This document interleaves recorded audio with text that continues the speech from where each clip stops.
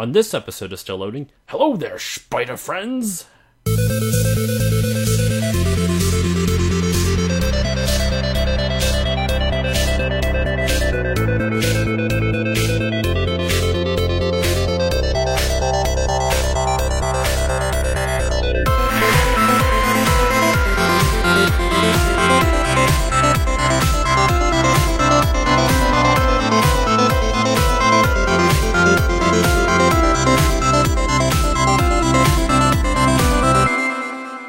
Hey guys, it's Josh, and welcome to this new episode of Still Loading. For this week's episode, we are breaking away from the stranglehold of Nintendo. That's right, I've been stuck in the throes of the beautiful but tiresome 40 for 40 series. And as much as I love Nintendo, and I'm always excited to talk about it, let's talk about a different console for once. Let's talk about a game specifically from a different console. This game is Spider-Man for the Sega Genesis. And to join me for this episode, it is my other friend, Josh. There's two J's on this one, so get used to it. How convenient. So, yes. So, Josh, basically I invited you over to record an episode, and I asked you to pick a game. What led you to choose Spider-Man?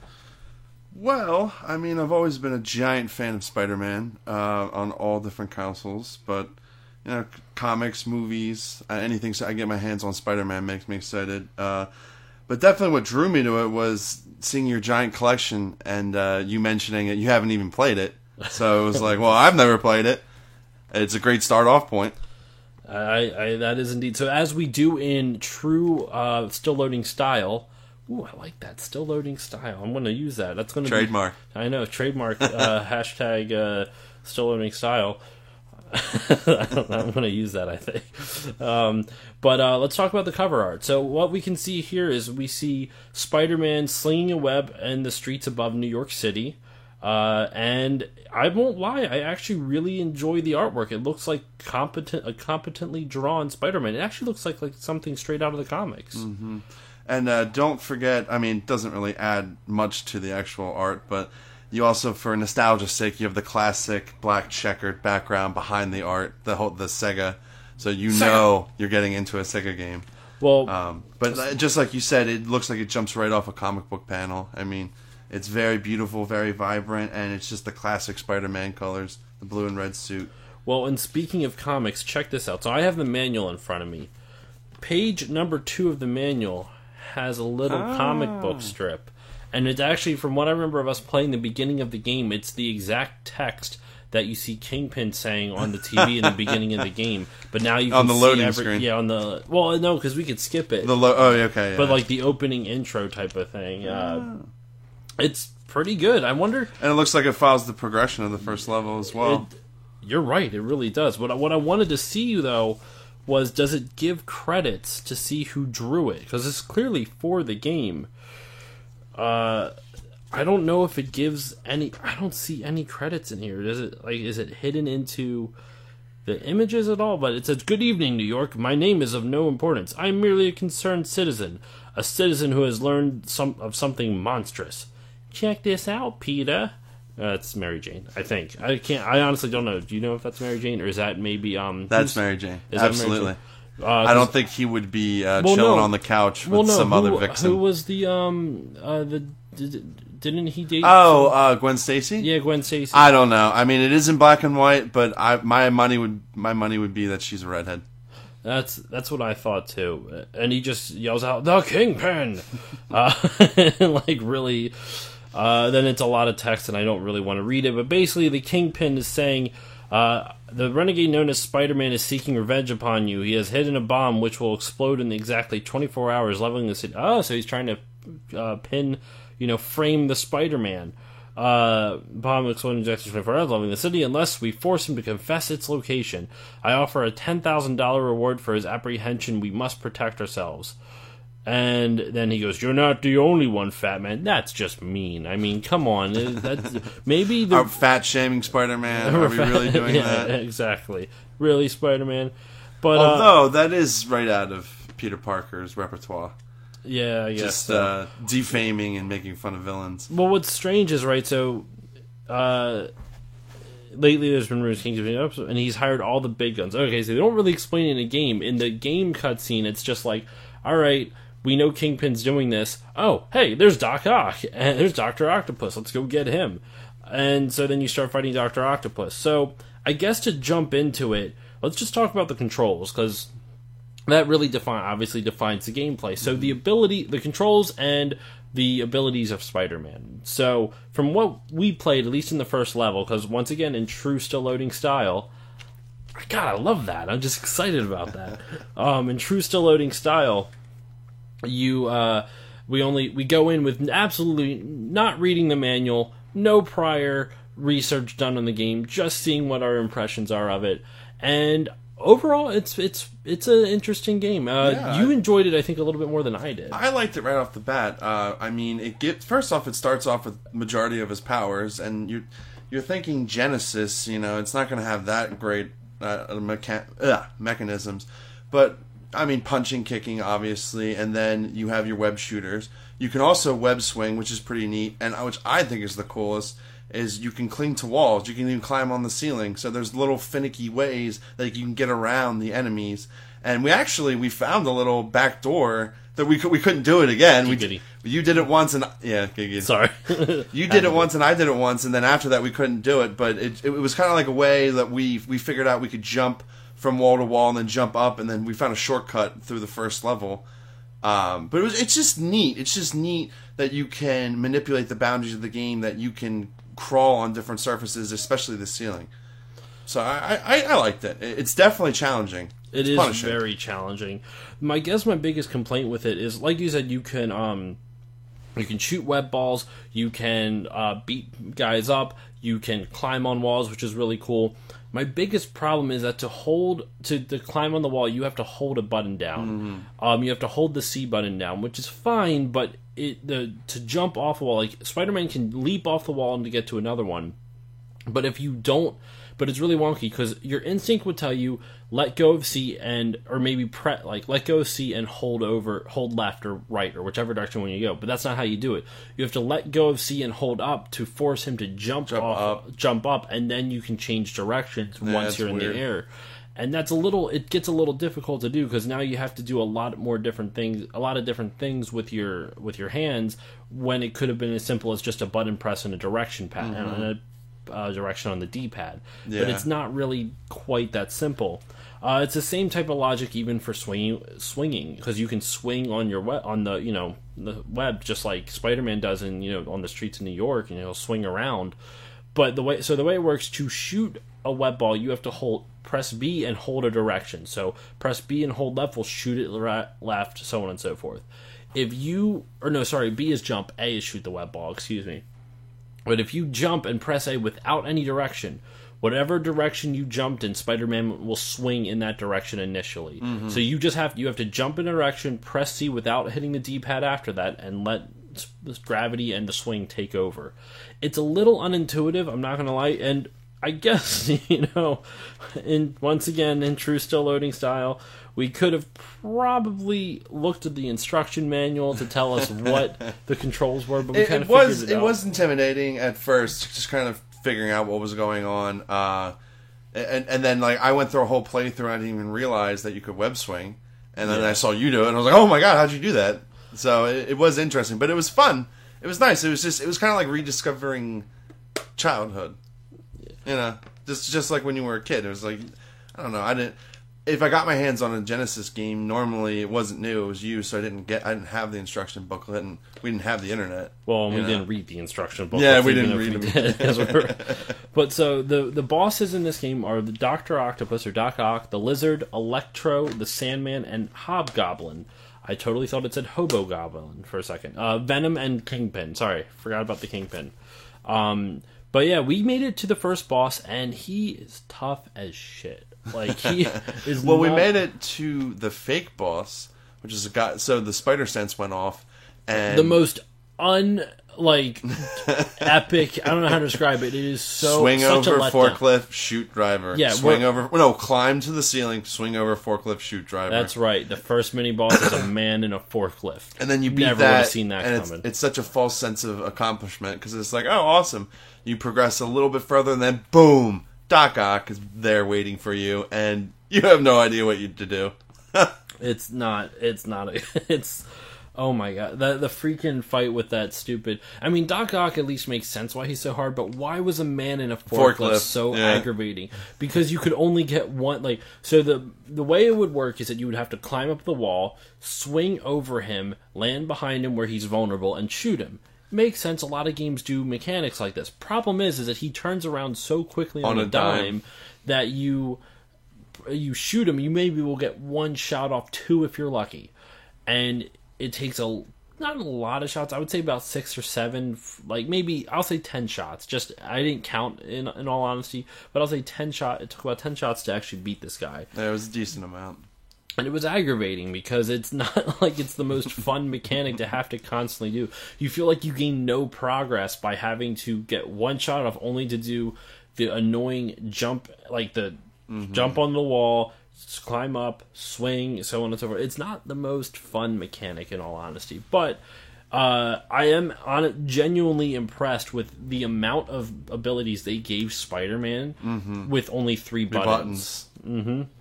Yeah, I thought that was impressive. Also, it was just kind of, I don't know, like I guess you could say wonky, but it definitely challenged you to get down the mechanics of the web swinging, and I think that's exactly why they employed it. So so right off the bat, they're okay, they understand it, they're going to use it, and it's essential to beating the game and beating most bosses. I just wish I knew how to beat Doc Ock. I know, right? I was scared crapless. I was like, oh man. If only we were better at video games. But no, and so looking on the back, right, I always like to read... Oh, this is never mind. I always like to read the back of like the manuals and the back of everything just to see like what they say their backstory is. Actually, may I see the box real quick? If you hear all that jingle jangling, that's the boxes. But in the back of the box it says, America's superhero, the Amazing Spider-Man, is in serious trouble. The Kingpin has vowed to destroy New York and he's assembled a vast army of villains to help, including Dr. Octopus, the Hobgoblin, Venom, and all that other stuff I already read to you. Sorry. But Spider-Man boasts the What? Okay. Sorry. It's such a weird word. But Spider-Man boasts the proportional powers of a super spider. I mean, I get it, but as a kid... Do you really want to know, like, why? What do you mean by proportional powers? Like, I get what it's saying, because a spider can lift, a certain amount of its own weight, so now he can too, like, I get it, but as, like, an 8-year-old kid, that concept, I don't think would have really, like, stuck out. Yeah, right? That's just, I don't know, that's weird.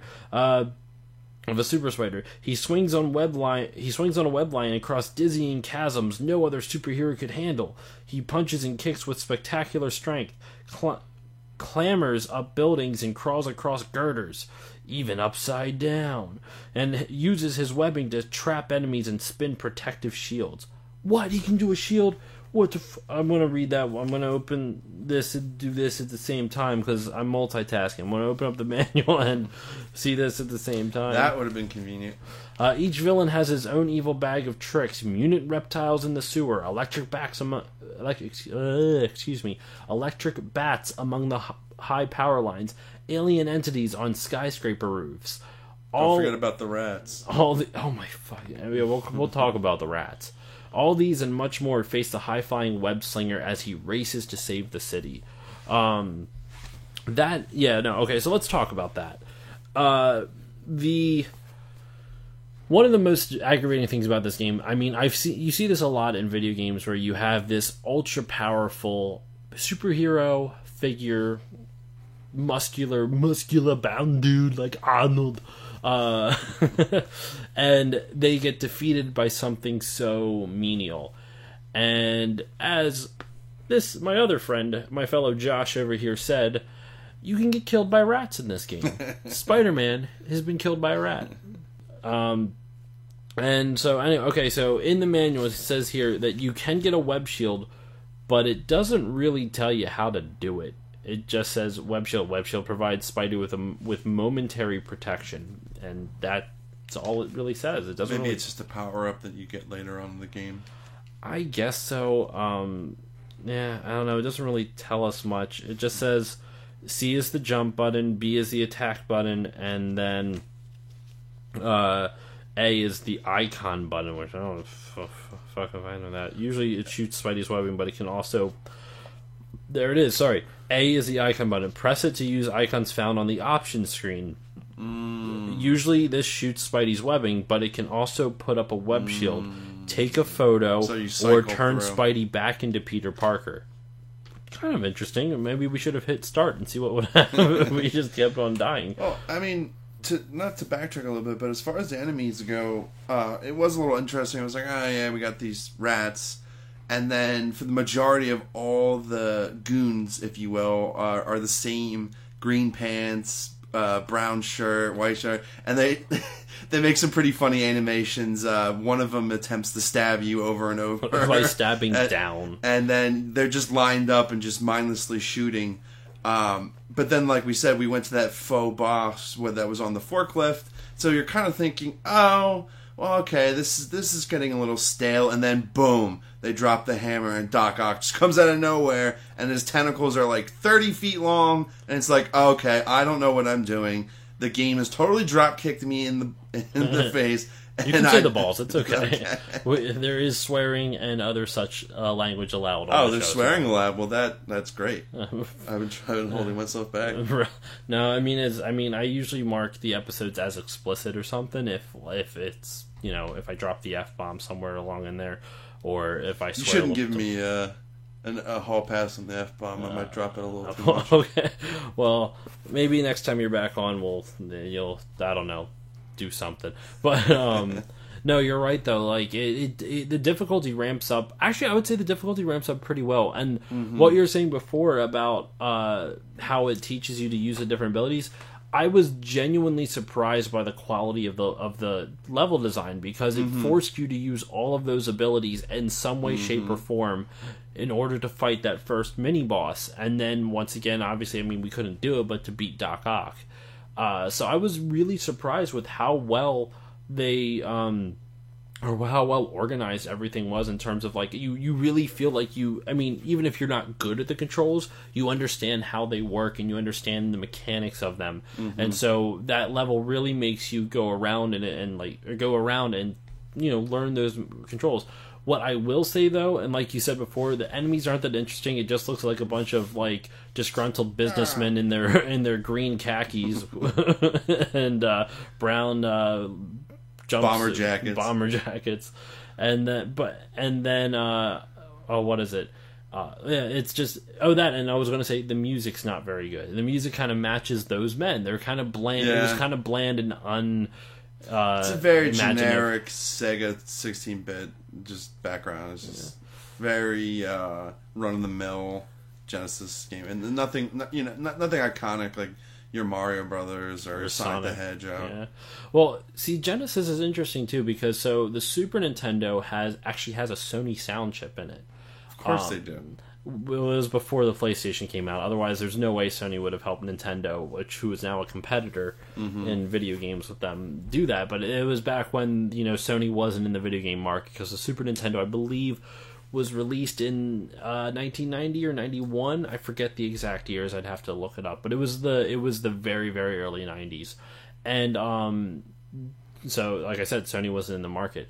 The Genesis creates music with FM synthesis, which I'm not a big like music tech geek, so I couldn't tell you really the big difference. But the Sony chip and the Super Nintendo created music using samples. So, you know, they would sample sounds from other different things. You want a horn, they would play a recording of a horn, compress it to hell and back so it could work in a Super Nintendo, and that's where you get the Super Nintendo sounds.